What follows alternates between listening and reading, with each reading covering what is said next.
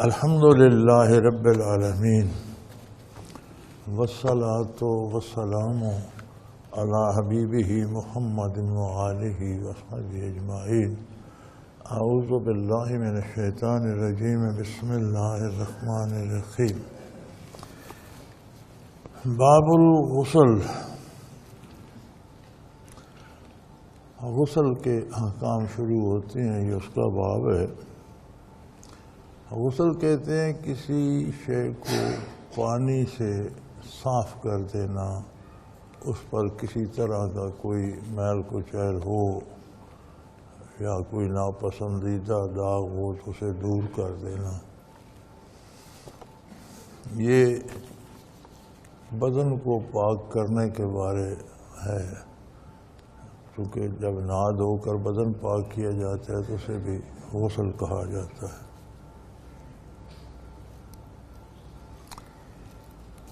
غسل کیسے کب واجب ہوتا ہے؟ عن ابی ہریرہ رضی اللہ تعالی عنہ قال قال رسول اللہ صلی اللہ علیہ وسلم اذا جلس احدکم بین شعبیہا اربع ثم جہدہا فقد وجب الغسل ان لم ينزل او كما قال رسول اللہ صلی اللہ علیہ وسلم۔ حضرت ابو ہریرہ رضی اللہ عنہ سے روایت ہے، وہ فرماتے ہیں رسول اللہ صلی اللہ علیہ وسلم نے فرمایا جب تم میں سے کوئی اپنی بیوی کے پاس جائے اور اس کے چاروں اعضاء کو حرکت دے، یعنی دونوں پنڈلیاں دونوں رانے اٹھائے اور اسے مشقت میں ڈالے، یعنی اسے جمع کرے، تو غسل واجب ہو جاتا ہے، خواہ انزال ہو یا نہ ہو۔ علماء کے نزدیک میاں بیوی جب ملتے ہیں تو اگر حشفہ غائب ہو جائے یعنی دخول ہو جائے تو غسل واجب ہو جاتا ہے، ضروری نہیں کہ انزال ہو۔ وعن ابی سعید قال قال رسول اللہ صلی اللہ علیہ وسلم ان الماء من الماء، رواہ مسلم۔ وقال الشیخ امام محی السنہ رحمہ اللہ علیہ ھذا منسوخ، وقال ابن عباس انما الماء من الماء فی الاحتلام۔ حضرت ابو سعید رضی اللہ عنہ سے روایت ہے کہ رسول اللہ صلی اللہ علیہ وسلم نے فرمایا پانی سے ہے، یعنی اگر منی نکلے تو غسل واجب ہوتا ہے۔ تو جامع مشکات شریف جو ہیں وہ کہتے ہیں یہ حدیث منسوخ ہے، لیکن ابن عباس رضی اللہ عنہ سے کسی نے پوچھا تو انہوں نے فرمایا یہ احتلام کے بارے ہے، یہ ہم بستری کے بارے یا جمع کے بارے نہیں، یہ احتلام کے بارے ہے کہ اگر احتلام میں پانی خارج ہو جائے تو اس کے بدلے غسل واجب ہو جاتا ہے، یعنی پانی کے بدلے پانی ہے۔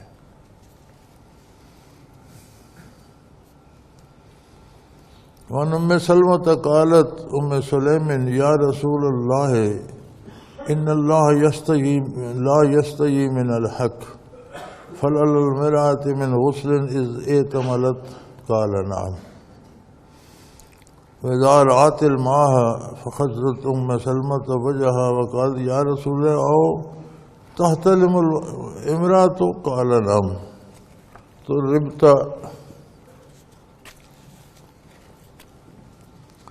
یمینک فبما یشبہا ولدها متفق علیہ۔ وزاد مسلم بروایت ام سلیم ان الماء رجل غلیظ بیض وماء المرأة رقیق اصفر ایہما علا وسبق یکون منہ شبہ۔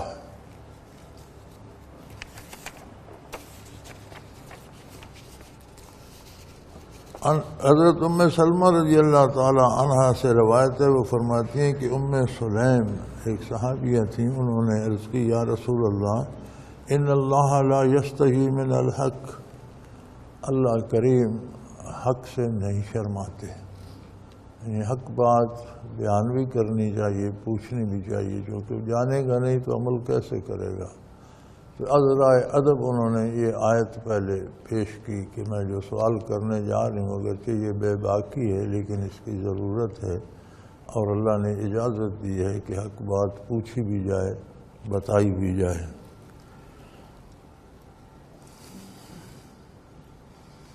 تو انہوں نے سوال کیا کہ یا رسول اللہ، جب عورت فارغ ہو جائے تو اس پر غسل ہے؟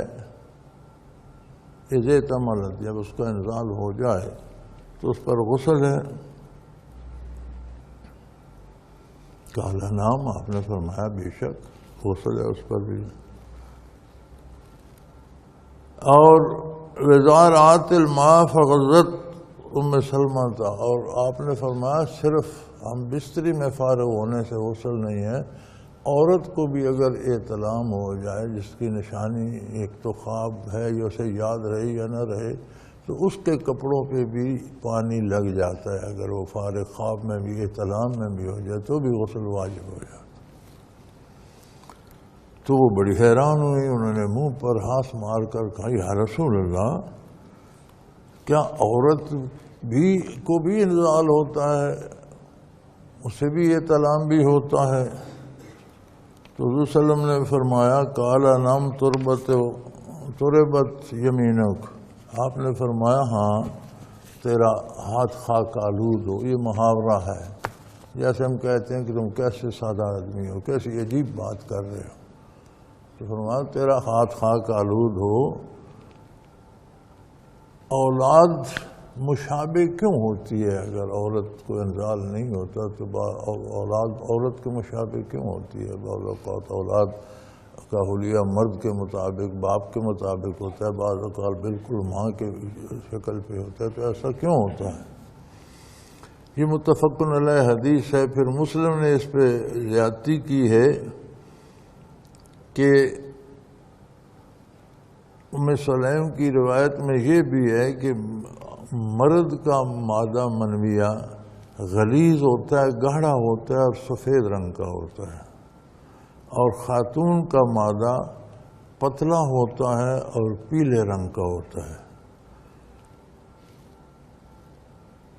تو جو مادہ انزال کے وقت غالب آ جائے، رحم میں پہلے پہنچ جائے یا جو غالب آ جائے، اس کے مطابق اولاد ہوتی ہے۔ عورت کا مادہ غالب آ جائے بیٹی ہو جاتی ہے، مرد کا آ جائے بیٹا ہو جاتا ہے۔ تو فرمایا جس طرح مرد کا مادہ اسے انزال ہوتا ہے، اسی طرح عورت کو بھی ہوتا ہے۔ اور عائشہ رضی اللہ تعالی عنہ قالت کان رسول اللہ صلی اللہ علیہ وسلم اذا اغتسل من الجنابۃ بدا فغسل یدیہ ثم یتوضا كما يتوضا للصلاة ثم يدخل الأصابع في الماء ويخلل بها أصول شعره ثم يصب على رأسه 3 غرفات بيديه ثم يفيض الماء على جلده كل متفق عليه۔ وفي رواية لمسلم يبدأ فيغسل يديه قبل أن يدخلهما الإناء ثم يفرغ بيمينه إلى شماله ويغسل فرجه ثم يتوضأ۔ حضرت عائشہ صدیقہ رضی اللہ تعالی عنہا سے روایت ہے، وہ فرماتی ہیں رسول اللہ صلی اللہ علیہ وسلم جب جنابت کا غسل فرماتے تو پہلے دونوں ہاتھ دھوتے، پھر وضو کرتے، استنجا کرتے، پورا نماز کا وضو کرتے جیسا کہ وضو نماز کے لیے کرتے ہیں، پھر پانی لے کر بالوں کی جڑوں کا خلال کرتے۔ حضور اکرم صلی اللہ علیہ وسلم نے ہمیشہ لمبے بال رکھے ہیں، آپ کان کی لو تک بال مبارک رکھتے تھے، پھر وہ بڑھتے رہتے تھے، جب شانہ مبارک پر آ جاتے تھے تو آپ کٹا کر پھر کان کی لو تک کر دیتے تھے۔ تو بالوں کی جڑوں میں پہلے انگلیاں تر کر کے پانی پہنچا لیتے تھے، پھر اپنے دونوں ہاتھوں سے اپنے تمام بدن پر پانی بہاتے تھے، کیونکہ اس وقت آج کل کی طرح نہ نلکے ہوتے تھے نہ ٹوٹیاں ہوتی تھیں، کوئی بڑا سا برتن رکھ دیا جاتا تھا، اور اس میں یہ بھی کوئی آج کل کی طرح کپ وغیرہ بھی نہیں ہوتے کہ اس سے پانی ڈالا جائے۔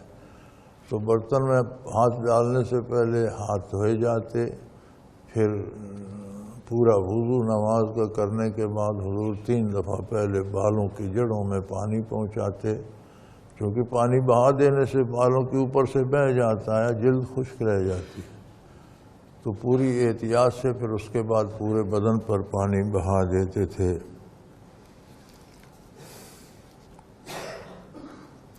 اور مسلم شریف کی روایت میں ہے کہ غسل ہاتھوں کے دھونے سے شروع کرتے تھے اور دھونے کے بعد اسے برتن میں داخل کر، چونکہ برتن سے پانی ہاتھوں سے لے کر استعمال کیا جاتا تھا، اور ہاتھ دھونے کے بعد پہلے استنجا فرماتے، پھر نماز کا وضو فرماتے اور پھر غسل فرماتے۔ تو مسنون یہ ہے کہ پہلے پورا وضو کر لیا جائے سوائے پاؤں دھونے کے، چونکہ غسل میں پھر پاؤں دھل جاتے ہیں، لیکن طریقہ ضروری یہ ہے کہ ہاتھ دھوئے جائیں، اچھی طرح کلی کی جائے، غرغرہ کیا جائے۔ غرغرہ ضروری ہے اگر روزہ نہ ہو، روزہ ہو تو غرغرہ ضروری نہیں، کلی پر اکتفا کرنا چاہیے۔ روزہ نہ ہو، غیر رمضان میں 11 مہینے غرغرہ ضروری ہے کہ حلق تک پانی پہنچے۔ اسی طرح ناک صاف کر کے جہاں تک پہنچ سکتا ہے اوپر تک پانی اس میں جائے سے صاف کرے، اور اس کے بعد پورے بدن پر پانی بہا لے تو غسل ہو جاتا ہے۔ لیکن اگر وضو کا اس کے ساتھ وضو بھی ہو جاتا ہے، اس کے بعد نماز بھی پڑھی جا سکتی ہے، کیونکہ سارے اعضاء دھل جاتے ہیں۔ لیکن اگر غسل کر کے پھر پانی بہائے تو اس میں بہت زیادہ ثواب ہے۔ عن ابن عباس رضی اللہ تعالیٰ عنہ قال قالت میمونۃ وضعت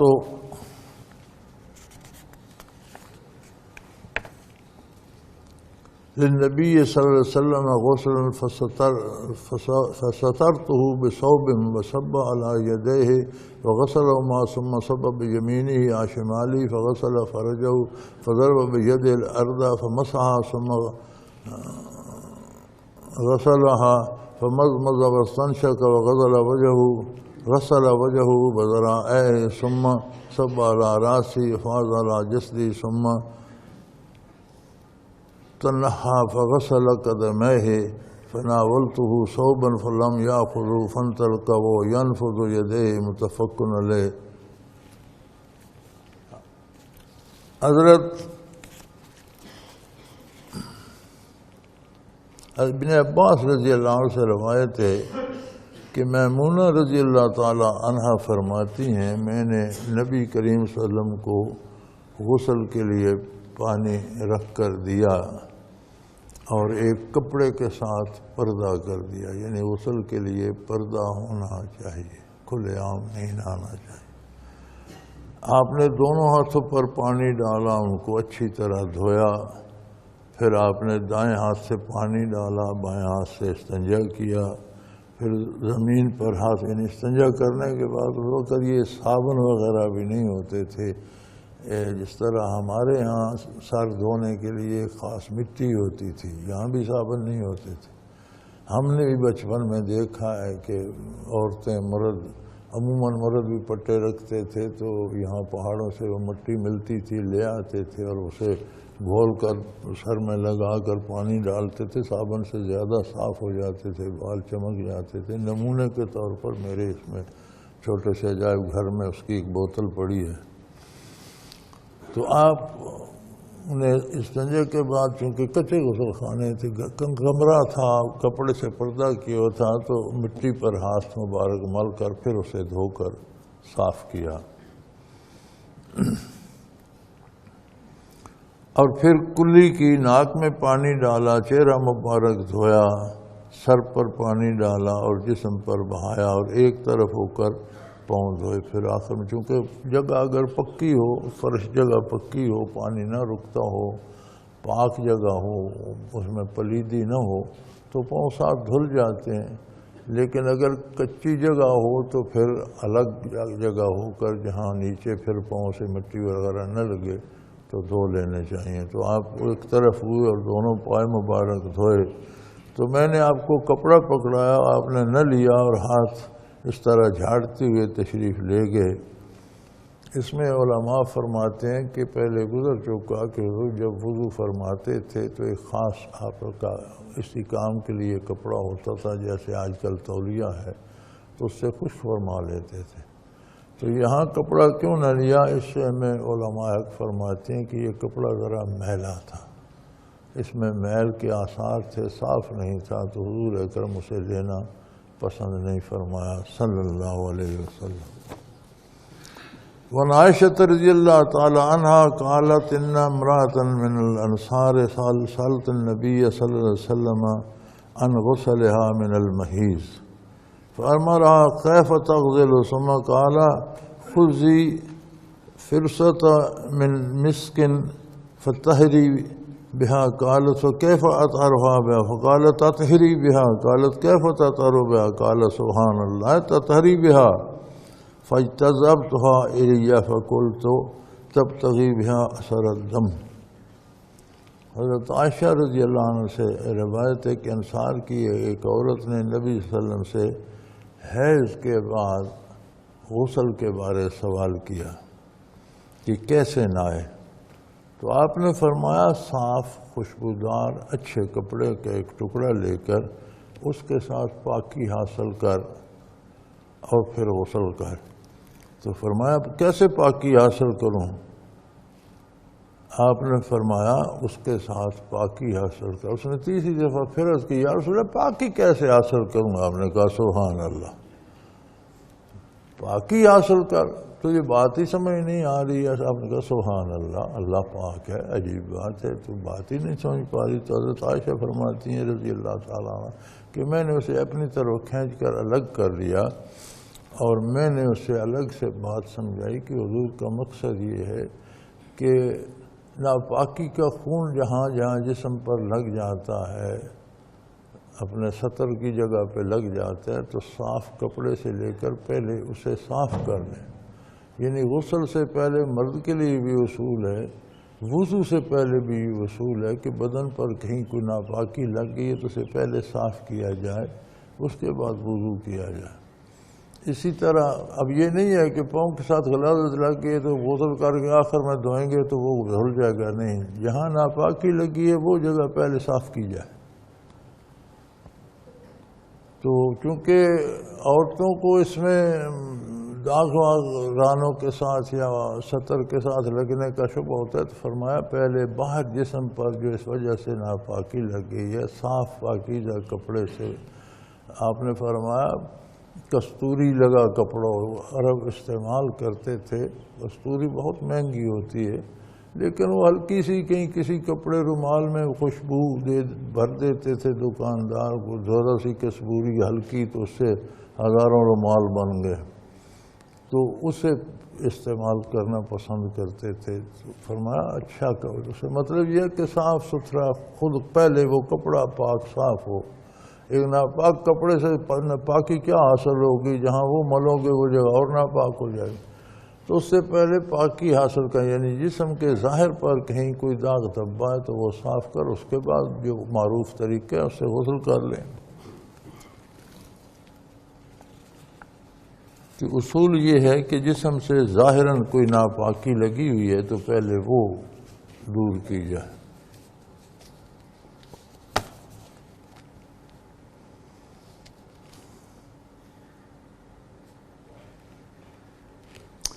وعن ام سلمة قالت قلت یا رسول اللہ انی امرأة اشد ظفراء رأسی فانقذوا لغسل الجنابہ فقال لا انما یکفیک ان تحسی علی رأسک ثلاث حصات ثم تفیضین علیک الماء فتطہرین، رواہ مسلم۔ حضرت ام سلمہ رضی اللہ عنہ نے فرماتی ہیں کہ میں نے کہا اے اللہ کے رسول صلی اللہ علیہ وسلم، میں تو ایسی عورت ہوں جس کے بڑے گھنے بال ہیں اور میں انہیں خوب گونتی بھی ہوں۔ بعض خواتین تو آج کل تو خیر کھلے سر ننگے سر پھرنے کا رواج ہے، تو اب تک ہمارے سارے علاقے میں بھی بچیوں کے بیٹیوں کے بال گوندے جاتے تھے، وہ اسے میڈیاں کہتے تھے، وہ اس طرح سب میں بل دے کر بنا کر وہ جکڑے جاتے تھے اور پیچھے پھر تب جا کر وہ اکٹھے کرتے تھے۔ تو فرمایا میں نے تو اس طرح بال گوندے ہوئے ہوتے ہیں، تو اب غسل جنابت کے لیے ہر وقت وہ سارا کھولنا تو مشکل ہو جائے، کیا پھر میں وہ سارے بال کھول لوں، نہانے کے بعد خشک کرنے کے بعد پھر اس طرح گوندوں؟ فرمایا نہیں، اگر تم نے سر میں بال گوندے ہوئے ہیں خواتین کے لیے تو ان کو میڑیوں کو اٹھا کر ان کے نیچے جگہ تر کر دو، پھر بال خشک بھی رہ جائیں، ان کے بلوں میں خشکی بھی رہ جائے تو کوئی حرج نہیں، لیکن انہیں اٹھا کر نیچے جلد خشک نہیں ہونی چاہیے، ان کے نیچے پانی پہنچا دو، انگلیوں سے پہلے جلد کو تر کر لو اور پھر غسل کر لو تو تم پاک ہو جاؤ۔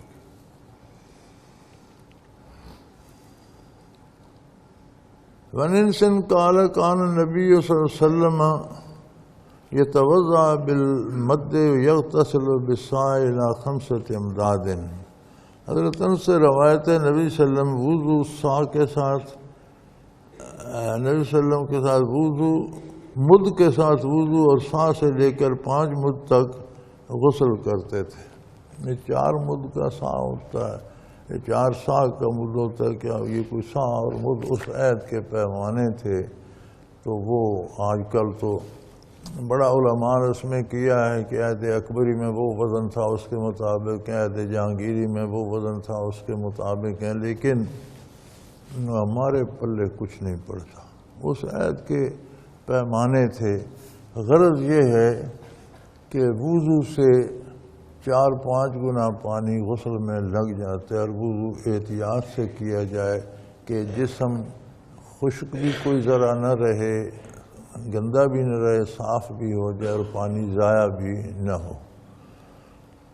اگر اس میں 2 سیر پانی لگا ہے غسل میں وضو میں تو غسل میں 10 سیر لگ جائے گا، 5 گنا پانی سے غسل ہو جاتا ہے۔ اللہ بہتر جانے یہ اس عہد کے پیمانے، ان کے اوزان کتنے تھے، یا جو آگے علماء نے ان کی تشریح کر کے جو آگے پیمانے لکھے ہماری سمجھ میں وہ بھی نہیں آتے۔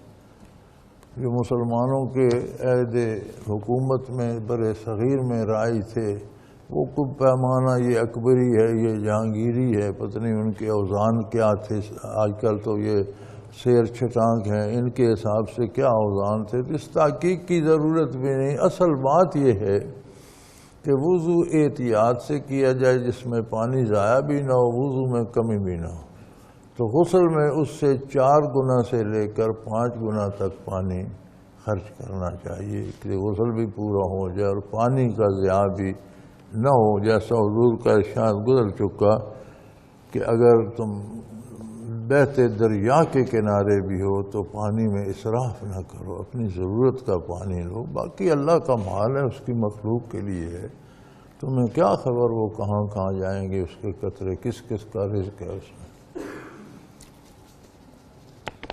وعن معاذ رضی اللہ عنہ، معاذۃ رضی اللہ عنہ قالت رضی اللہ عنہ قالت عائشہ رضی اللہ عنہ كنت اغسل انا ورسول اللہ صلی اللہ علیہ وسلم من آناء واحد بینی و بینہ فلیبادرنی واقول دع لی قالت ہما جنبان۔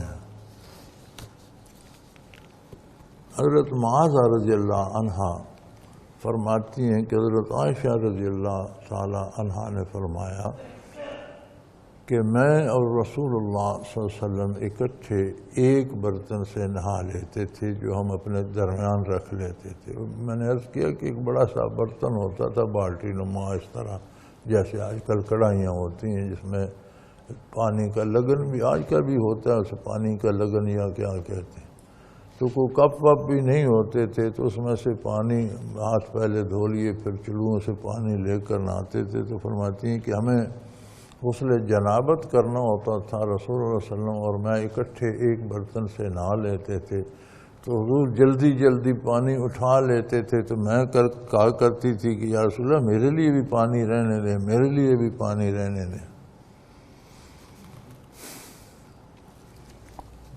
تو گویا اگر میاں بیوی ایک باتھ روم میں ایک وقت میں اکٹھے نہا لیں تو کوئی حرج نہیں ہے۔ وعن عائشہ قالت سئل رسول اللہ صلی اللہ علیہ وسلم عن الرجل یجد البلل ولا یذکر احتلاما۔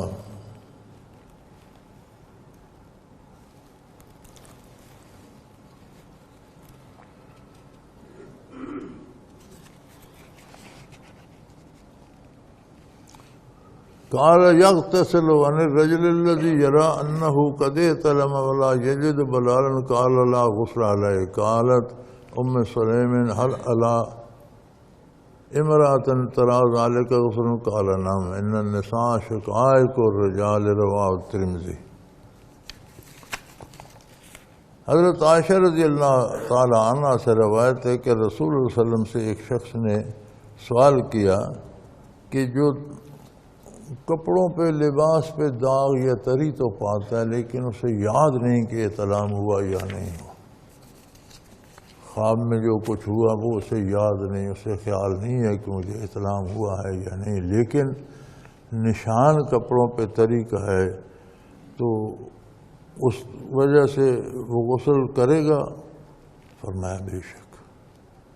اور ایک آدمی جسے یہ خیال ہے کہ رات کو مجھے احتلام ہو گیا لیکن اس کے لباس پہ کوئی داغ نہیں ہے، وہ تری نہیں پاتا، وہ بھی غسل کرے گا؟ آپ نے فرمایا نہیں، محض وہم پر غسل نہیں کرے گا. اگر احتلام ہوگا تو اس کی نشانی یہ ہے کہ جو مادہ خارج ہوگا اس کا نشان کپڑوں پر ہوگا. اگر اس نے خواب میں کچھ ایسا دیکھا احتلام کی صورت ہوئی لیکن کپڑوں پہ کوئی داغ نہیں ہے تو غسل واجب ہے، کیونکہ غسل کا وجوب منی کے اخراج سے ہے، محض خواب سے نہیں. سلیم رضی اللہ عنہ نے عرض کی یا رسول اللہ کیا عورت پر بھی ایسی غسل واجب ہوتا ہے؟ آپ نے فرمایا بے شک. اور فرمایا عورتوں بھی مردوں کی مانند ہیں، شقائق الرجال، مردوں کا یہ شقاق ہوتا ہے کہ کسی چیز کو کاٹ کر دو حصے کر دینا، کہ عورتیں بھی مرد ہی کا حصہ ہیں، ویسی انسان ہیں، ویسی جذبات رکھتی ہیں، ویسی کیفیات ہیں.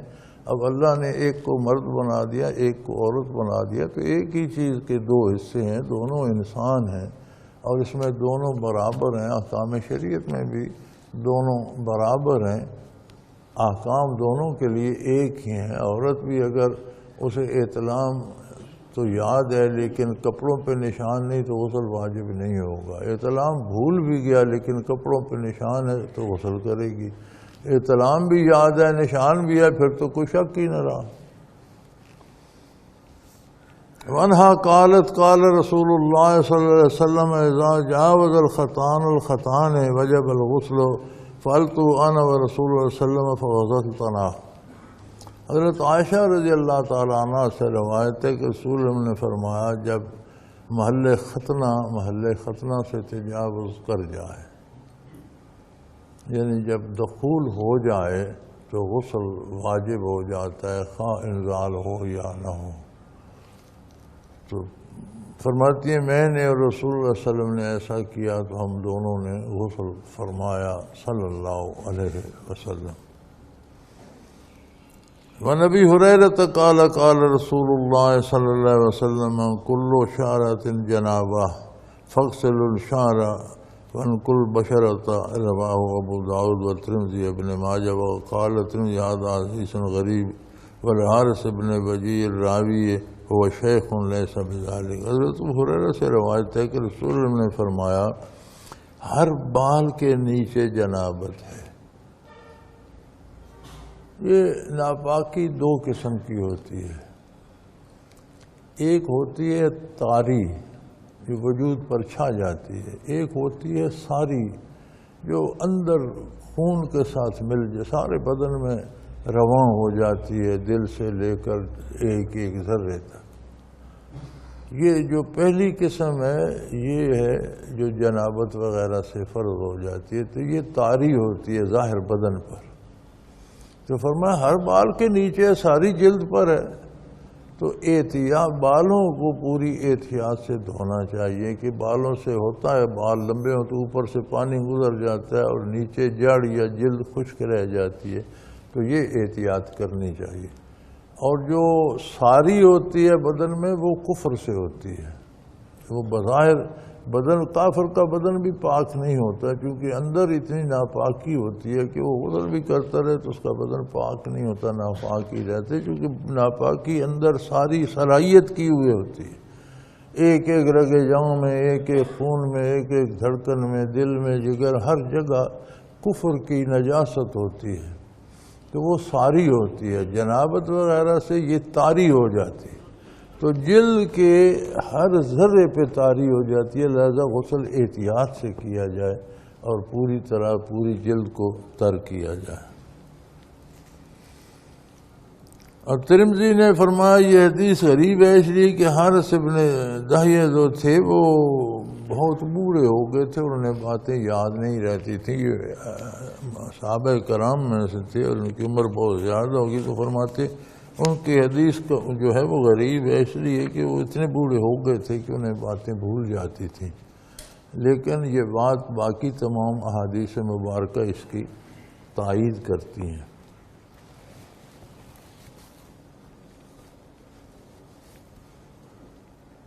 وعن علی رضی اللہ تعالیٰ عنہ قال قال رسول اللہ صلی اللہ علیہ وسلم من ترک موضع اشارت من جنابت لم یغسلها وغسل بها قضا و قضا من النار قال علی من سمى آدیت راسی فمن سمى آدیت راسی ومن سمى آدیت راسی ثلاثا رواہ ابو داؤد و احمد و دارمی۔ حضرت علی رضی اللہ عنہ سے روایت ہے رسول اللہ نے فرمایا ایک بال جتنی جگہ غسل جنابت سے چھوڑ دی اس کو نہ دھویا تو ایسا ہے کہ اس جگہ کو آگ سے عذاب کیا جائے گا، یعنی کوئی جگہ ایک بال کے نیچے بھی خشک نہیں رہنی چاہیے غسل جنابت میں۔ تو حضرت علی رضی اللہ عنہ فرماتے تھے کہ میں نے اس لیے اپنے سر کے ساتھ دشمنی کر لی، اور یہ 3 دفعہ دہرایا کہ میں نے اپنے سر کے ساتھ دشمنی کر لی، میں نے اپنے سر کے ساتھ۔ وہ دشمنی کیا تھی؟ وہ سر پر ہمیشہ اس طرح پھیر دیتے تھے، ان کے بال گھنے تھے، ریش مبارک بھی بڑی گھنی تھی، تو ہمیشہ یہ حدیث سننے کے بعد کہتے تھے میرے بڑے گھنے بال ہیں، کوئی خشک رہ نہ جائے، تو ہمیشہ سر پر اس طرح پھر کہتے تھے میں اپنے سر کا دشمن ہو گیا ہوں یہ حدیث سننے کے بعد۔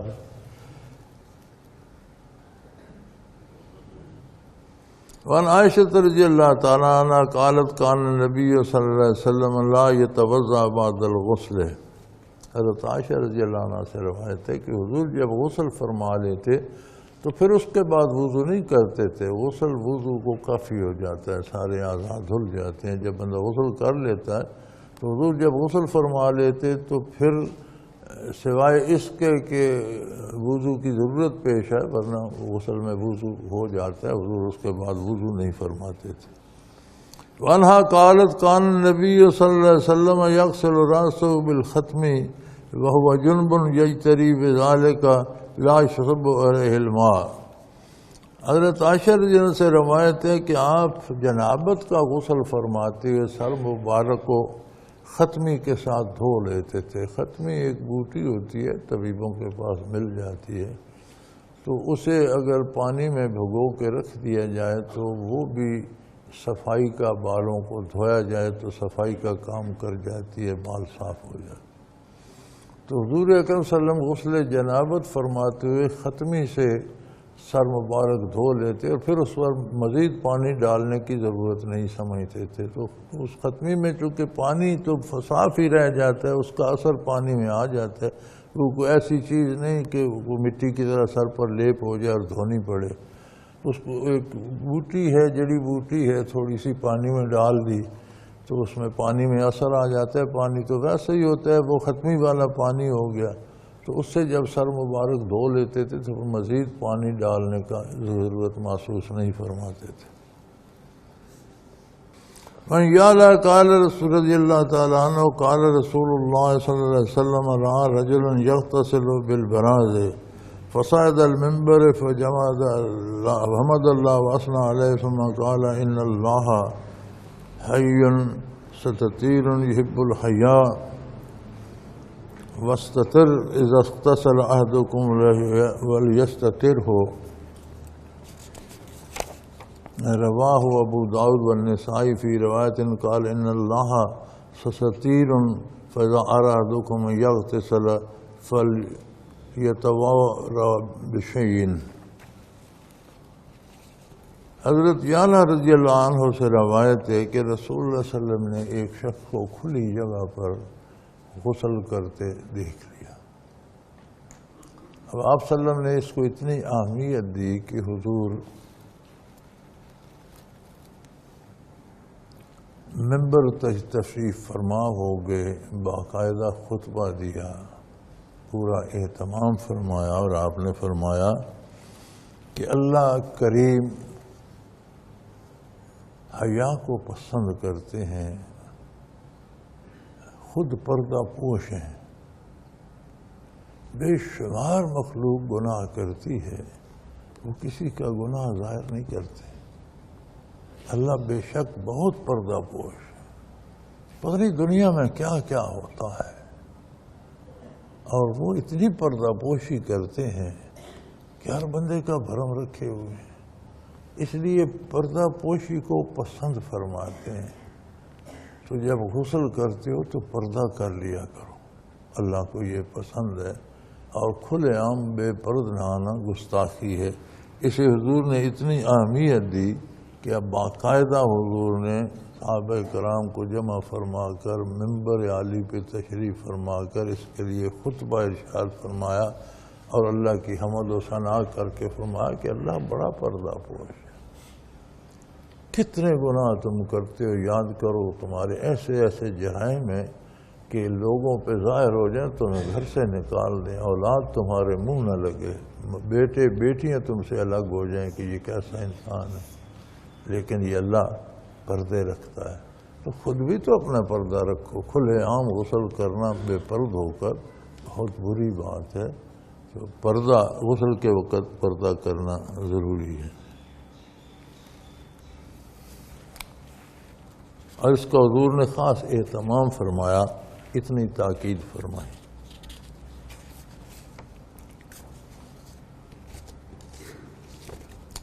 تیسری فصل شروع ہوتی ہے عن ابی بن کعب قال انما کان الماء من الماء رخصۃ فی الاول الاسلام سنہا عنہ۔ ابی بن کعب سے روایت ہے، فرماتے ہیں منی نکلنے سے نہانا اسلام کی ابتدا میں رخصت تھی، پھر اس سے منع کیا گیا کہ شروع میں چونکہ احکام بتدریج آئے ہیں، ایک دم سارا اسلام نافذ نہیں کیا گیا، جو ضرورت پیش آتی گئی احکام نازل ہوتے رہے۔ قرآن بھی 23 برس نازل ہوتا رہا، قرآن کے علاوہ بھی احکام بدریہ وہی حضور اکرم صلی اللہ علیہ وسلم کو موصول ہوتے رہے، تو شروع میں اس پر پابندی نہیں تھی۔ پھر اللہ کی طرف سے حکم آ گیا کہ منی کے نکلنے کا یقین ہو، احتلام سے بھی تو اس پر غسل ضروری ہے۔ من علی رضی اللہ تعالیٰ عنہ قال جاء رجل النبی صلی اللہ علیہ وسلم فقال ان استغسلت من الجنابۃ وصلیت الفجر فرأیت قدر موضع الظفر لم يصبه الماء فقال رسول اللہ صلی اللہ علیہ وسلم لو كنت مسحت علیہ بیدک اجزاک، رواہ ابن ماجہ۔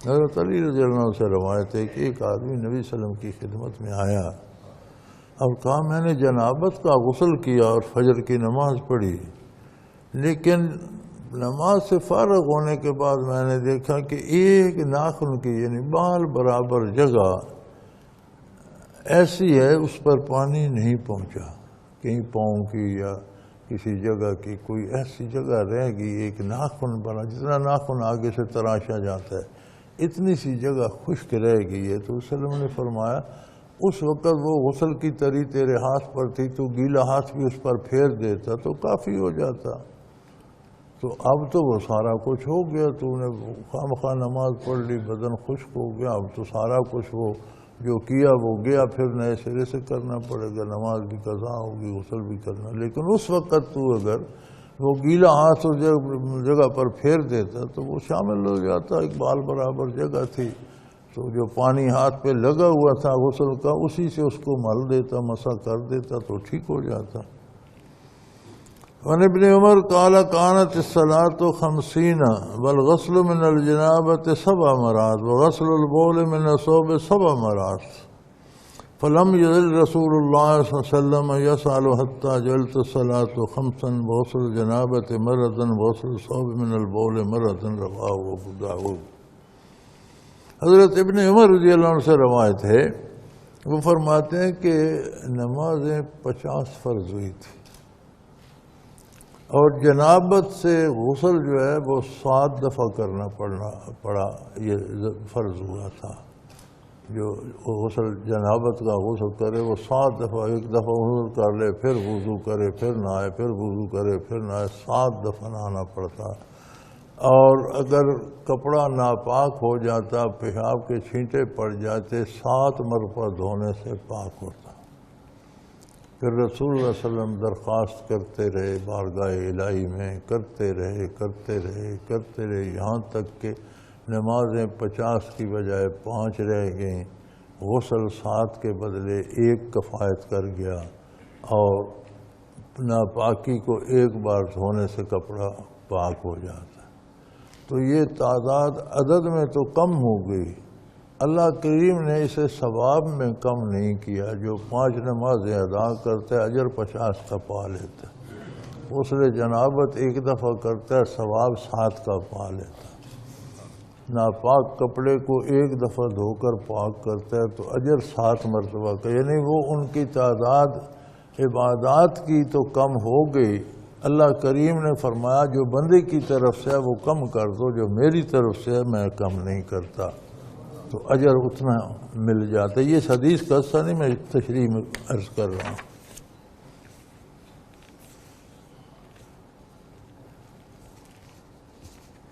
باب المخالطۃ الجنب وما یباح لہ، یہ حصہ ہے کتاب کا کہ جنبی آدمی سے کس طرح میل جول رکھنا کس حد تک جائز ہے، یا اس سے معاملات کیسے جائز ہیں، کس حد تک کیے جا سکتے ہیں۔ نبی ہریرہ قال لقینی رسول اللہ صلی اللہ علیہ وسلم انا جنب فاخذ بیدی فمشیت معه حتى قعد فانسللت فأتيت الرحل فغسلت ثم جئت وهو قاعد فقال أين كنت يا أبا هريرة؟ فقلت له سبحان الله إن المؤمن لا ينجس، هذا لفظ البخاری و مسلم۔ حضرت ابو ہریرہ فرماتے ہیں کہ رسول اللہ صلی اللہ علیہ وسلم مجھ سے مل گئے اور مجھ پر غسل واجب تھا، میں جنبی حالت میں تھا کہ باہر نکلا، سامنے رسول صلی اللہ علیہ وسلم آ رہے تھے، آپ نے میرا ہاتھ پکڑ لیا اور مجھے ساتھ لے کر چل دیے۔ ایک جگہ پہنچے تو وہاں حضور تشریف فرما ہوئے، آپ بیٹھ گئے۔ اب میرے دل میں وہ کھٹ تھی کہ میں جنبی ہوں، نبی پاک کے ہاتھ میں ہاتھ دیا ہوا ہے اور آپ کے ساتھ، تو مجھے بڑی ندامت ہو رہی تھی۔ جیسے حضور وہاں بیٹھے تو میں چپکے سے نکل گیا اور فوراً جا کر جلدی غسل کیا، نہا دھو کر پاک ہو کر جلدی میں واپس آ گیا۔ میں واپس آیا تو حضور وہیں جلوہ افروز تھے، لیکن مجھے دیکھتی فرما کہ ابو ہریرہ کہاں غائب ہو گئے تھے، تم کہاں رہے اتنی دیر؟ تو میں نے ساری صورتحال پیش کر دی تو آپ نے فرمایا بے شک مومن نجس نہیں ہوتا، ناپاک نہیں ہوتا۔ اگر غسل واجب تھا تو مومن اس طرح ناپاک نہیں ہوتا کہ اسے چھوا نہ جائے، ہاتھ نہ لگایا جائے، اس سے بات نہ کی جائے، مومن ناپاک نہیں ہو جاتا، غسل اس پہ واجب ہے، کر لے گا۔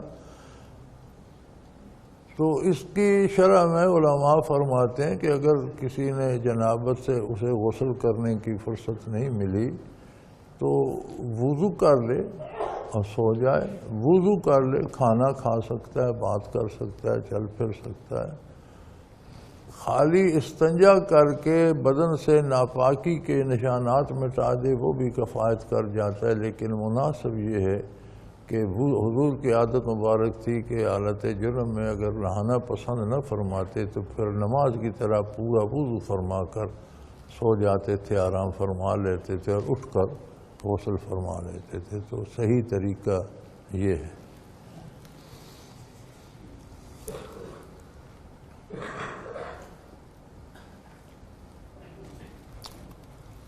تو انہوں نے عرض کی کہ یا رسول اللہ، میں جب آپ نے میرا ہاتھ پکڑ لیا تو مجھ پر تو غسل واجب تھا اور مجھے بڑی شرم آئی۔ تو حضور نے فرمایا بھئی مومن جو ہے وہ ناپاک نہیں ہوتا، یہ الگ بات ہے، اس پر غسل واجب ہے، لیکن اس طرح نہیں ہے کہ اس سے کوئی پرہیز ہو گئی ہے۔ عن ابن عمر قال ذکر عمر بن الخطاب رسول اللہ صلی اللہ علیہ وسلم تصیبہ الجنابہ من اللیل فقال رسول اللہ صلی اللہ علیہ وسلم توضأ فاغسل ذکرک ثم نم۔ حضرت ابن عمر سے روایت ہے کہ عمر بن الخطاب رضی اللہ عنہ نے عرض کی، یا رسول اللہ رات کو مجھے جنابت پہنچی، حضور صلی اللہ علیہ وسلم نے فرمایا کہ اچھی طرح استنجا کر کے عضو خاص کو اچھی طرح صاف کر کے وضو کر لو اور سو جاؤ، صبح اٹھ کر نہا لیں۔ اگر رات کو پہلے پہر ایسا ہو جائے تو ضروری نہیں ہے کہ اسی وقت غسل کرے، احتلام ہو گیا اٹھ کر نہانے چلا جائے، ضروری نہیں ہے، لیکن جسم سے ناپاکی کو دور کرے اور وضو کر لے اور سو جائے۔ عن عائشة رضی اللہ تعالی عنہ قالت كان النبي صلی اللہ علیہ وسلم اذا كان جنبا فاراد ان يأكل او ينام توضأ وضوء للصلاة۔ حضرت عائشہ رضی اللہ عنہ سے روایت کہ نبی صلی اللہ علیہ وسلم پر جب غسل واجب ہوتا اور آپ کا یہ ارادہ ہو جاتا ہے کہ کوئی چیز تناول فرما لیں، کچھ کھا لیں یا سو جائیں، تو وضو فرماتے جیسے نماز کا وضو، اگر غسل نہیں ہوا تو پھر وضو فرماتے پورا جو نماز کا وضو ہے، اور اس کے بعد کھا بھی لیتے تھے، سو بھی جاتے تھے، پھر صبح نماز کے لیے اٹھتے، تہجد کے لیے اٹھتے تو غسل فرما لیتے۔ تو اگر اس وقت نہا نہ سکے تو وضو کر لے، کھانا پینا بھی جائز ہے، میل جول بھی جائز ہے، سو جانا بھی جائز ہے، لیکن جب صبح اٹھے گا، اگلی نماز کا وقت آئے گا، فجر کا وقت آئے گا، تو پھر اسے نہا کر پاک ہو کر نماز پڑھنا ہوگا۔ نبی سعید الخدری قال قال رسول اللہ صلی اللہ علیہ وسلم اذا آت احدکم اہلہ ثم اراد ان یعود فلیتوضأ بینہما وضوء، رواہ مسلم۔ یہ ایک حدیث ہے، اور اس کے بعد پھر دوسری احادیث بھی ملتی ہیں، یہ ضروری ہے، شاید پہلے کی ہو حکم منسوخ ہو گیا ہو، کہ حضرت ابو سعید خدری رضی اللہ عنہ سے روایت ہے، رسول نے فرمایا کہ جب تم میں سے کوئی اپنی بیوی کے پاس آئے، فارغ ہو کر الگ ہو جائے اور پھر دوبارہ آنا چاہے تو اب اچھی بات ہے کہ پہلے وضو کر لے دونوں کے درمیان، پھر دوبارہ آئے، یہ مسلم نے روایت کی ہے۔ لیکن شاید شروع میں یہ حکم ہو، کیونکہ بعد میں یہ ثابت ہے کہ جب تک فارغ نہ ہو جائے غسل فارغ ہو کر کرے، بیوی کے پاس ایک دفعہ گیا یا دو دفعہ گیا یا تین دفعہ گیا، کوئی حرج نہیں۔ وعن انس قال كان النبي صلی اللہ علیہ وسلم یطوف علی نسائہ بغسل واحد۔ ساتھ ہی یہ حدیث بھی آ گئی کہ نبی علیہ السلام اپنے ازواج مطہرات کے پاس، ایک دو تین چار کے ازواج مطہرات کے پاس تشریف لے جاتے، ایک ہی غسل سے غسل آخر میں فرماتے تھے صلی اللہ علیہ وسلم۔ وعن عائشہ رضی اللہ تعالی عنہ قالت كان النبی صلی اللہ علیہ وسلم یذکر اللہ علی کل احیانہ، رواہ مسلم۔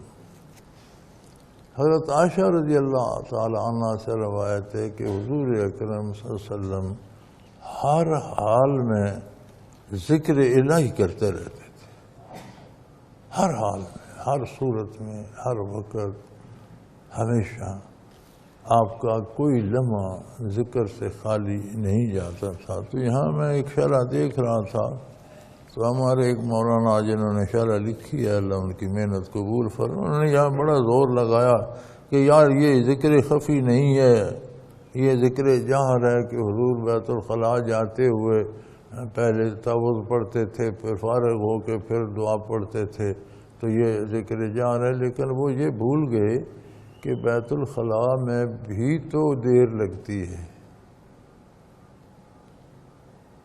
تو وہاں تو کچھ پڑھا نہیں جاتا، لیکن ارشاد یہ کہ علی کل احیانہ، ہر لمحہ،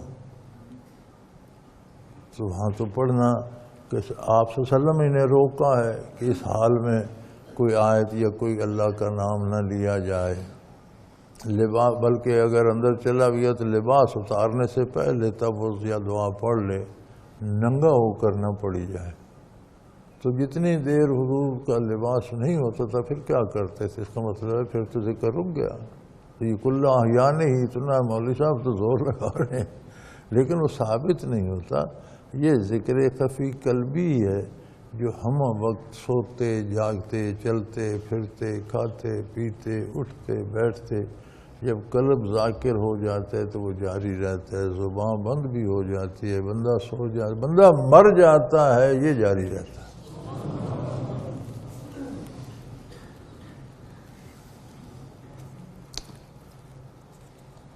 تو یہ حضرات عجیب بات ہے، مجھے بڑی حیرت ہوتی ہے کہ خود نہیں کرتے تو پھر زور لگاتے ہیں کہ کوئی بھی نہ کرے. یہ نہیں ہونا چاہیے. جو کام میں سمجھ مجھ سے نہیں ہو سکتا تو دوسرے کو تو بتانا چاہیے کہ بھائی مجھ سے تو نہیں ہو سکتا، یہ بڑا کام ہے، کر لو.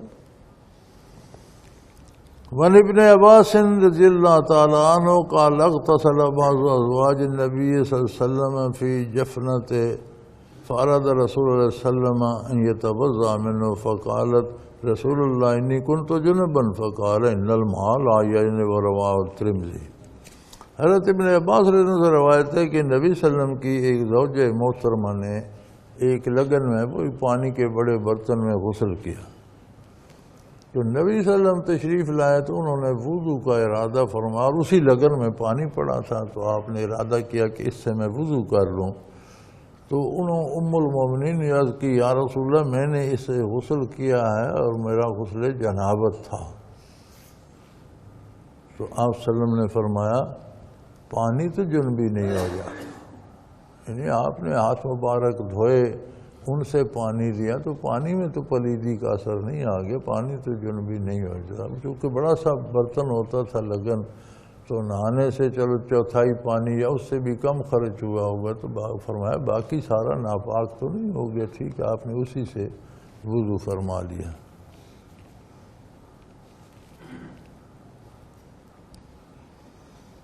وعن عائشة قالت كان رسول الله صلى الله عليه وسلم يغتسل من الجنابة ثم يستدني في قبل أن يغتسل. رواه ابن ملحة رواه الترمذي نحوه. حضرت عائشہ رضی اللہ عنہ سے روایت ہے کہ آپ صلی اللہ علیہ وسلم غسل جنابت کرتے اور پھر میرے ساتھ گرمی حاصل کرتے اس سے پہلے کہ میں غسل کروں. حضرت ام المومنین حضرت عائشہ صدیقہ رضی اللہ عنہ فرماتی ہیں کہ غسل جنابت حضور اکرم صلی اللہ علیہ وسلم فرما لیتے پہلے اور مجھے ابھی نہانا ہوتا تھا تو ٹھنڈ محسوس کرتے تو آپ مجھ سے لپٹ جاتے، میرے بدن سے گرمی حاصل کرتے، حالانکہ مجھ پر ابھی غسل واجب تھا، مجھے ابھی نہانا تھا.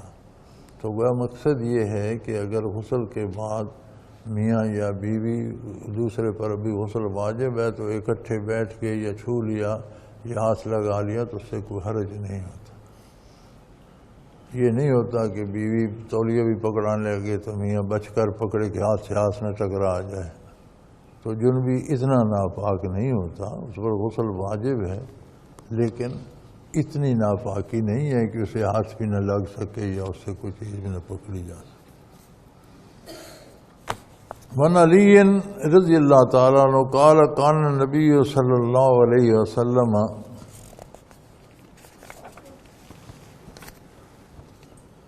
یخرج من الخلاء فیتوضا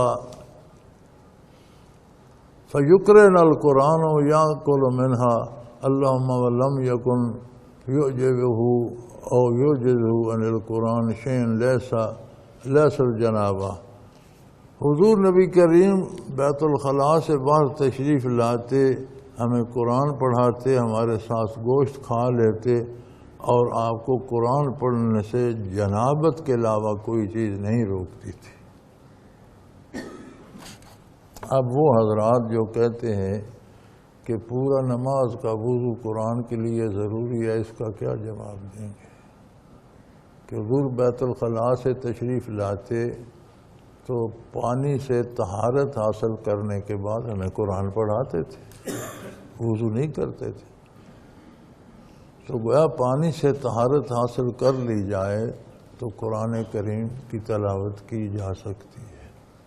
تو فرمایا، حضرت علی فرماتے ہیں ہمیں قرآن بھی پڑھا، ہمارے ساتھ گوشت بھی کھا لیتے تھے، کھانا بھی تناول فرما لیتے تھے، اور جنابت میں غسل واجب ہوتا تھا تو نہ قرآن کو ہاتھ لگاتے تھے نہ پڑھتے پڑھاتے، یعنی آپ کو قرآن پڑھنے سے جنابت کے علاوہ کوئی چیز نہیں روکتی تھی۔ تو ہمارے ہاں طہارت کا ترجمہ اردو میں وضو کر کے انہوں نے مخلوق کو قرآن پڑھنے سے روک دیا۔ ہر بندہ ہر وقت باوضو رہ نہیں سکتا، تو جو لوگ دیندار ہیں، نیک ہیں، ان بیچاروں نے بھی قرآن پڑھنا چاہتے ہیں لیکن ہر وقت وضو نہیں رکھ سکتے، تو لوگوں نے پڑھنا چھوڑ دیا۔ کیا فائدہ ہوا بھائی؟ پڑھنے کے لیے طہارت ضروری ہے، پانی سے استنجا اچھی طرح کر لے، جسم پر ناپاکی نہ ہو تو وہ طہارت ہے، اور اس قرآن پڑھ سکتا ہے بغیر وضو کے۔ وعن ابن عمر رضی اللہ عنہ قال قال رسول اللہ صلی اللہ علیہ وسلم اتقوا الحائض ولا جنب شیء من القرآن، رواه الترمذی۔ حضرت عمر رضی اللہ عنہ سے روایت ہے، آپ صلی اللہ علیہ وسلم نے فرمایا حائضہ عورت اور جنبی مرد قرآن پڑھیں ہی نہیں۔ تو اس حدیث سے یہ اخذ ہوتا ہے کہ عورت جب اپنے منتھلی کورس میں ہو تو وہ زبانی بھی نہیں پڑھ سکتی۔ علماء فرماتے ہیں کہ کسی آیت کا جز پڑھ سکتی ہے، جیسے کہہ دے اللہ اکبر، سبحان اللہ، الحمدللہ، یہ کہہ سکتی ہے، پوری آیت نہیں پڑھ سکتی۔ اور یہ جو آج کل رواج ہو گیا اور ایک کو پڑھنے کا شوق ہے۔ اچھا عجیب بات یہ ہے کہ جب پاک ہوتی ہیں تو پڑھنے کی فرصت نہیں ہوتی، اور جب پڑھنا جائز نہیں ہے پھر یہ مسئلہ ضرور سارے پوچھتے ہیں کہ بھائی اس میں قرآن پڑھنے میں چھوؤں گی نہیں، ہاتھ پر دستانہ چڑھا لو کپڑا۔ بھائی جب پڑھنا جائز نہیں ہے تو آپ کو شوق کیوں ہے؟ یہ تو ایک ہفتہ ہے گزر جائے گا، 3 ہفتے پڑھو، رات دن پڑھو، اس وقت کو نہیں پڑھتا۔ یہ بڑے مزے کی بات ہے۔ تو فرمایا جنابت ہو مرد پر یا عورت پر تو قرآن نہ پڑھے۔ اب اس میں چھونے کی بات نہیں، بات پڑھنے کی ہے۔ زبانی یاد ہو تو بھی پڑھنا ممنوع ہے اس حکم کی وجہ سے۔ اور عورت اپنے ماہواری کے دنوں میں قرآن نہ پڑھے، سادہ سا کام ہے۔ تو علماء فرماتے ہیں کہ وہ آیت کا ٹکڑا پڑھ سکتی ہے، جنبی مرد بھی پڑھ سکتا ہے، جیسے اللہ اکبر، سبحان اللہ، الحمدللہ، جز آیت کا جو ہے اس میں حرج نہیں ہے، پوری آیت نہ پڑھی جائے۔ وعن عائشہ رضی اللہ تعالیٰ عنہا قالت قال رسول اللہ صلی اللہ علیہ وسلم وجو حاصل البیوت عن المسجد فإنی لا احل المسجد لحائض ولا جنب، رواه ابو داود۔ احکام بتدریج نازل ہوئے نا، تو مسجد نبوی کے ساتھ لوگوں کے گھر تھے، اور مسجد کے سین سے گزر کر بھی گھروں میں جاتے تھے۔ کھلے ہوتے تھے مسجدیں بھی، گھر بھی، نہ حویلیاں ہوتی تھی نہ دروازے ہوتے، بہت کم ہوتے تھے۔ آج تک بھی ہم نے اپنی جوانی تک بھی دیکھا، ہمارے دیہات میں بھی کھلے گھر ہوتے تھے، 4 دیواری کم ہی ہوتی تھی۔ تو حضور نے فرمایا کہ اپنے گھروں کے رخ دوسری طرف کر لو، مسجد سے راستے بند ہو جائیں گے، چونکہ میں یہ حکم آ گیا ہے کہ حائضہ عورت اور جنبی مرد، یعنی ناپاک عورت ہو یا مرد ہو، وہ مسجد میں قدم نہ رکھے، لہذا یہ راستہ بند ہو جائے گا۔ تو اپنے گھروں کے رخ دوسری طرف پھیر لو، دوسرے راستے بنا لو جو مسجد سے باہر سے جاتے ہیں۔ وعن علی رضی اللہ تعالیٰ عنہ قال قال رسول اللہ صلی اللہ علیہ وسلم لا تدخل الملائکۃ بیتا فیہ سورۃ ولا کلب ولا جنب۔ حضرت علی رضی اللہ عنہ سے روایت ہے، فرمایا رسول نے فرماتے ہیں اس گھر میں فرشتے نہیں داخل ہوتے جس میں تصویر یا کتا یا جنبی ہو۔ اس سے مراد یہ ہے، تصویر سے مراد یہ ہے کہ زندہ انسان کی وہ تصویر جس میں زندگی کا تصور ہو، جو بہت احتیاط کرتے ہیں، ورنہ فرماتے ہیں کہ تصویر سے مراد تمثیل ہے۔ قرآن میں تمثیل کا لفظ ہے، اور تمثیل جو ہوتی ہے وہ 3 ڈائمنشن ہوتی ہے، وہ مجسم ہوتی ہے۔ تو تو بت اس سے مراد ہوتا ہے. تمثیل کا لفظ آیا. تمثیل نقش نہیں ہوتا، تمثیل جو ہے وہ وجود رکھتی ہے، تو اس سے مراد بت ہے. لیکن جو تصویریں ہم لگاتے ہیں ان میں بھی اگر وہ تصویر جس میں زندگی کا امکان ہوتا ہے، جیسے پوری تصویر ہے، تو وہ اس کی زد میں آ جاتی ہے. اگر اتنی تصویر ہے یا ایسی تصویر ہے جس میں زندگی ممکن نہیں، تو وہ تصویر کے حکم میں شامل نہیں. جیسے آپ کے شناختی کارڈ پر تصویر ہے، آپ کی کرنسی پہ تصویر ہے قائد اعظم کی، تو جیب میں ہوتی ہے، نماز لوگ پڑھتے ہیں، شناختی کارڈ پاس ہوتا ہے، حج کرنے بھی جاتے ہیں، نماز روزہ بھی، تو وہ تصویر کے حکم میں داخل نہیں. اسی طرح کتے کے معاملے میں ہے کہ ضرورت کے لیے، چوکیداری کے لیے ضرورت ہے اسے واقعی، تو وہ کتا رکھتا ہے تو اس کی اجازت ہے. بعض ایسے علاقے جہاں شکار پر لوگوں کا گزارا ہوتا ہے تو وہ عیاشی کے لیے نہیں، تفریح تباہ کے لیے نہیں، ضرورت کے لیے شکاری کتا رکھنا، جبکہ اس کی گزر اوقات شکار پر ہو، وہ جائز ہے. چوکیداری کے لیے رکھنا بھی جائز ہے. ورنہ میں کتے کو کتا سمجھ کر رکھنا اور کتوں سے پیار کرنے والے کے گھر میں رحمت کا فرشتہ داخل نہیں ہوتا. اور جو ناپاک رہنا عادت بنا لے، یہ نہیں ایک بندہ نماز روزہ کرنے والا ہے اب رات کو غسل کر نہیں سکتا تو رحمت کے دروازے بند، ایسی بات نہیں ہے. بعض لوگ ایسے ہیں کہ انہیں غسل کرنے نہ کرنے کی پرواہ ہی نہیں ہوتی، پاکی ناپی پلیدی کو سمجھتے نہیں، جنابت ہو گئی اور پھرتے رہے جانوروں کی طرح، تو ایسوں کے گھر میں رحمت کا فرشتہ داخل نہیں ہوتا. وعن عمار بن یاسر رضی اللہ عنہ قال قال رسول اللہ صلی اللہ علیہ وسلم ثلاثة لا تقربهم الملائکۃ جیفۃ الکافر والمتزخر بالخلوق والجنب الا ان یتوضا. حضرت عمار بن یاسر سے روایت ہے، رسول اللہ نے فرمایا 3 ایسے شخص ہیں کہ فرشتے ان کے قریب نہیں جاتے. کافر کا لاشا جب تک زندہ ہے تو توقع ہے، اس کے پاس موقع ہے توبہ کرنے کا. جب مر گیا تو وہ چانس ختم ہو گیا، پھر نرا غضب الہی کا شکار ہو جاتا ہے، پھر رحمت کو کوئی فرشتہ اس طرف سے نہیں گزرتا. اور خلوق لگانے والا اور جنبی، خلوق بھی خاص قسم کی خوشبو ہوتی تھی جو پسند نہیں کی جاتی تھی شرفاء میں، عیاش لوگوں کی نشانی تھی.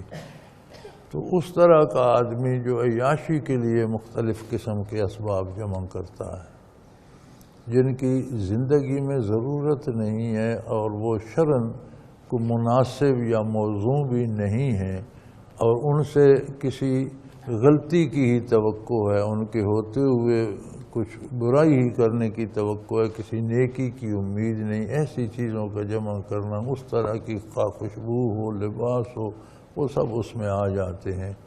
جو اکثر آج کل تو رواج ہے کہ یہی فضول چیزیں اکثر جمع کی جاتی ہیں.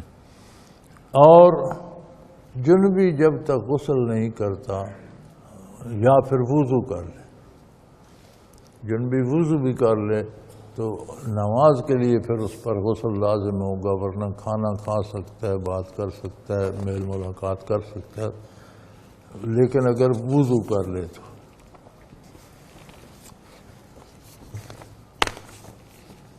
وعن عبداللہ ابن ابی بکر بن محمد ابن عمر ابن حزم ان فی کتاب الذی کتبہ رسول اللہ صلی اللہ علیہ وسلم لعمر ابن حزم اللہ یمس القرآن الا طاہر.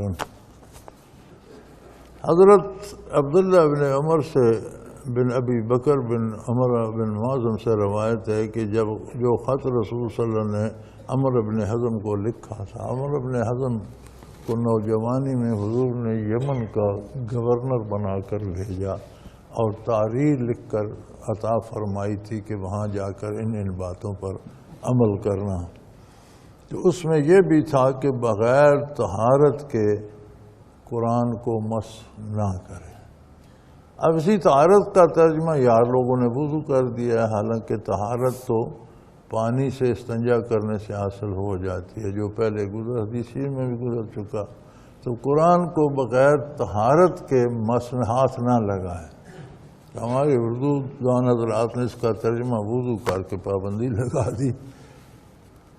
وان نافع رضی اللہ تعالیٰ عنہ قال انطلقت مع ابن عمر فی حاجۃ فقضى ابن عمر حاجته وكان من حدیث یومئذ ان قال مر رجل فی مکۃ من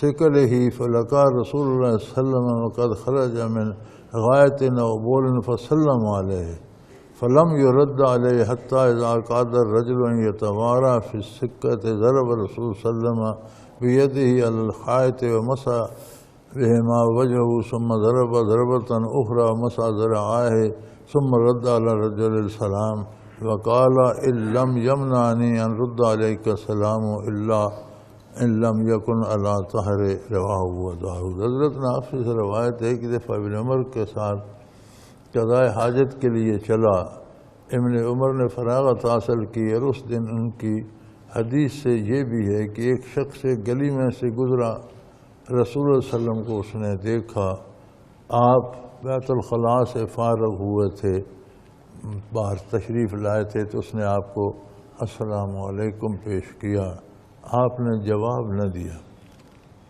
تو جب حضور نے دیکھا کہ یہ آدمی تو اب چلا جائے گا، قریب ہو کہ آدمی چھپ جائے، یعنی وہ تو رک تو نہیں رہا، وہ چلا جائے گا، تو حضور نے وہیں دیوار پر دست مبارک دونوں لگا کر چہرے پر ملے، پھر دونوں ہاتھ لگا کر بازوں پورا تیمم کر کے پھر اسے کہا وعلیکم السلام،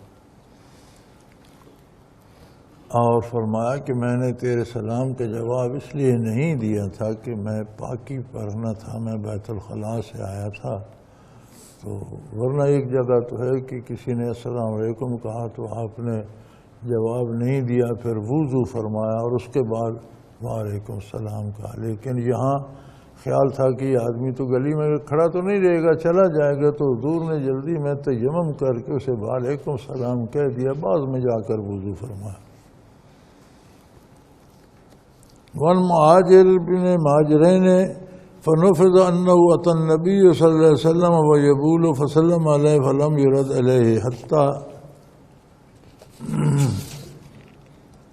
توضأ ثم اعتذر علیہ قال انی کرہت ان اذکر اللہ الا علی طہر رواه مسلم والنسائی وإلى قوله حتى توضأ وقال فلما توضأ رد علیہ۔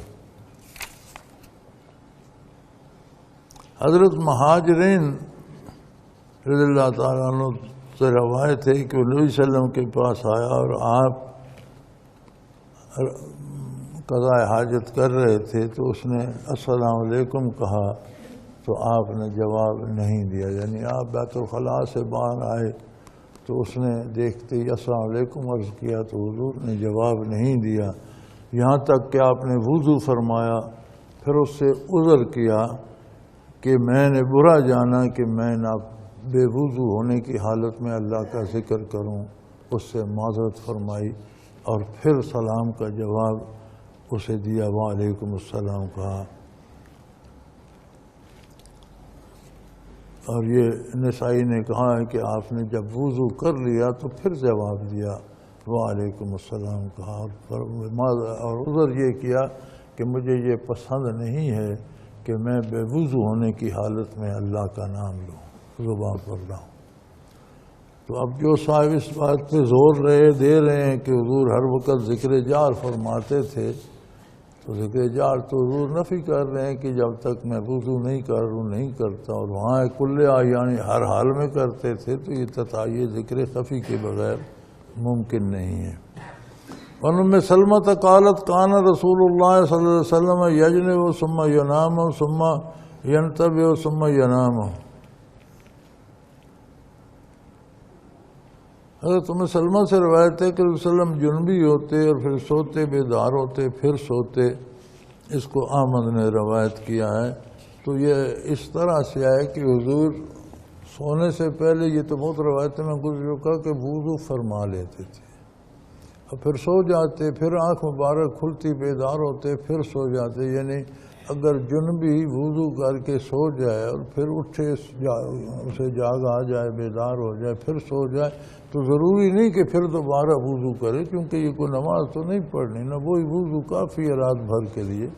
صبح فجر سے پہلے غسل کر لیں. تو یہ ضروری نہیں کہ وضو کر کے سویا تھا، آنکھ کھل گئی تو پھر اٹھ کے وضو کر کے سوئے. نہیں، دوبارہ وضو کی ضرورت نہیں، وہ ایک وضو کافی ہے.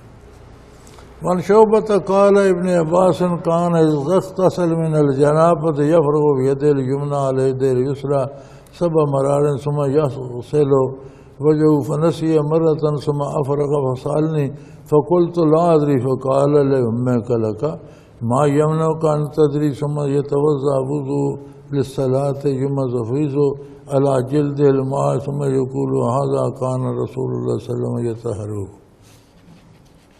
حضرت شعبہ سے روایت ہے کہ بے شک ابن عباس جب جنابت کا غسل کرتے اپنے دائیں ہاتھ سے بائیں ہاتھ پر ڈالتے 7 بار ہاتھ دھوتے. تو ایک بار ہاتھ دھونے سے بھول گئے، گنتی یاد رہی کہ 5 بار دھو چکا ہوں، 6 بار دھو چکا ہوں، 4 بار دھو چکا ہوں. تو مجھ سے پوچھا، پردے میں نہا رہے تھے، یہ باہر کھڑے ہوں گے پانی وانی لا کے دیتے ہیں. تو ان کے استاد تھے اور وہ ضعیف ہو گئے تھے. تو انہوں نے پوچھا یار میں کتنی دفعہ ہاتھ دھو چکا ہوں؟ میں نے کہا مجھے کیا خبر، میں نے تو نہیں گنا. تو انہوں نے فرمایا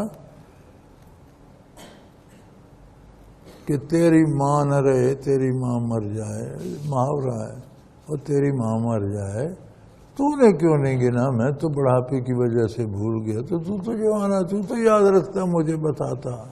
ایک طرح سے ڈانٹ پلا دی. تو یہاں سے علماء اخذ کرتے ہیں کہ استاد شاگرد کو اپنی خدمت کے لیے کام بھی کہہ سکتا ہے اور کسی بات پر جھڑک بھی سکتا ہے، ڈانٹ بھی سکتا ہے. یہ کوئی ایسی بات نہیں ہے. استاد شاگرد کا ایک خاص رشتہ ہوتا ہے. تو یہ چونکہ ان کے شاگرد تھے، وہ بزرگ ہو گئے تھے، اور پھر نماز کا وضو کیا اور اپنے جسم پر پانی برساتے اور کہتے تھے کہ یہ رسول اللہ صلی اللہ علیہ وسلم کی طہارت ہے کہ غسل سے پہلے آپ وضو فرماتے اور پھر غسل فرما لیتے تھے صلی اللہ علیہ وسلم. ونبی رافع رضی اللہ تعالیٰ عنہ قال ان رسول اللہ صلی اللہ علیہ وسلم طاف ذات یوم علی نسائی یفصل عنده وعند هذا قال قلت یا رسول اللہ الا تجعل غسلا واحدا آخری قال هذا ازکى واطیب واطہر رواہ احمد و ابو داؤد. حضرت ابو رافع رضی اللہ عنہ سے روایت ہے ایک روز رسول اللہ صلی اللہ علیہ وسلم اپنی تمام ازواج مطہرات کے پاس گئے اور ہر ایک زوجہ محترم کو فارغ ہو کر آپ نے غسل فرمایا، پھر دوسرے گھر میں تشریف لے گئے. تو میں نے فرمایا کہ عرض کی یا رسول اللہ آپ آخر میں ایک ہی مرتبہ غسل فرما لیتے. تو فرمایا ٹھیک ہے لیکن یہ بہت پاکیزگی ہے، اس میں بہت طہارت ہے، اس لحاظ میں نے ہر بار غسل کر لیا. تو یہ ضروری نہیں ہے کہ ایک ہر بار نہایا جائے، آخر میں نہانا کافی ہے. لیکن حضور کی طبیعت پاک میں جو پاکیزگی طہارت کی جو تھی مزاج عالی میں، تو آپ نے ہر دفعہ غسل کیا. عن الحکم بن عمر قال نہا رسول اللہ صلی اللہ علیہ وسلم یتوضا الرجل بفضل طہور المرأۃ.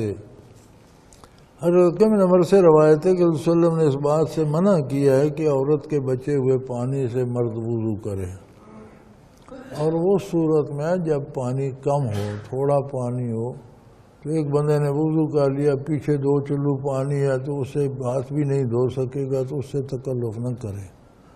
لیکن اگر پانی ایک لگن میں ہے، زیادہ ہے، اس سے غسل بھی ہو سکتا ہے، وضو بھی ہو سکتا ہے، تو کر لے، اس میں کوئی حرج نہیں. حضور کا ارشاد موجود ہے کہ اگر آپ نے جنبی ہو حالت ہونے غسل کیا تو جنابت پانی میں تو نہیں چلی گئی. تو یہ حکم اس صورت میں ہے کہ جب پانی تھوڑا ہے، وضو بھی پورا نہیں ہو سکے گا، تو پھر خواہ مخواہ اس جھوٹے کو استعمال کرنے کا کیا فائدہ.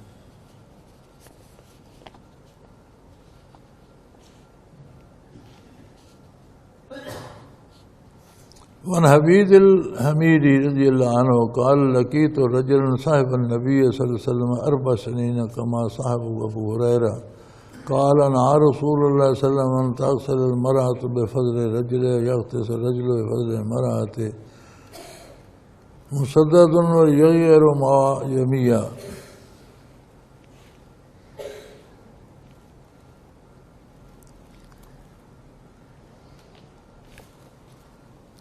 رواه ابو داود والنسائی وزاد احمد في اوله نهى ان يتمشط احدنا كل يوم او يبول في مغتسل. رواه ابن ماجہ وعن عبد الله ابن سرجس.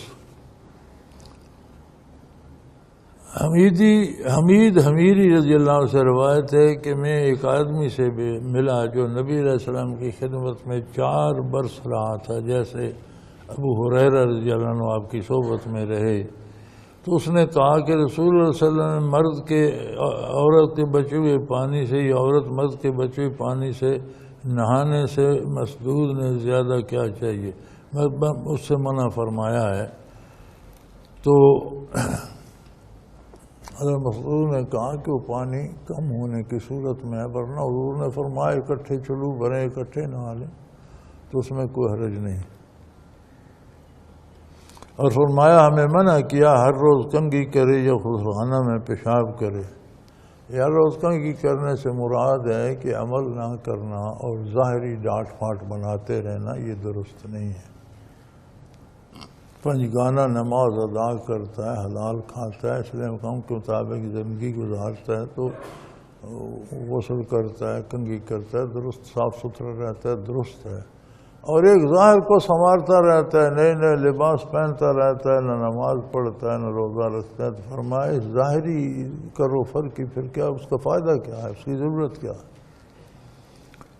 اور چونکہ اس وقت جو غسل خانے تھے کچے ہوتے تھے تو پیشاب کرنے سے وہ ساری مٹی ناپاک ہو جاتی تھی، تو اس سے منع فرمایا. تو آج کا تو غسل خانے میں پیشاب کی الگ جگہ بنی ہوتی ہے، نہانے کی جگہ پہ کوئی کرنے کی ضرورت بھی نہیں ہوتی، شاید کرتا بھی کوئی نہیں.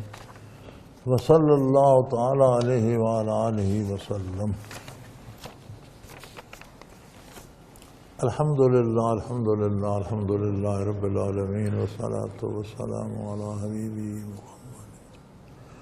اللہم ربنا لا تقتلنا بغضبک ولا تهلكنا بعذابک واعف عنا قبل ذلك. اللہم ربنا لا تسلط علینا من لا یرحمنا انت ولینا فی سفرنا وحضرنا فی مالنا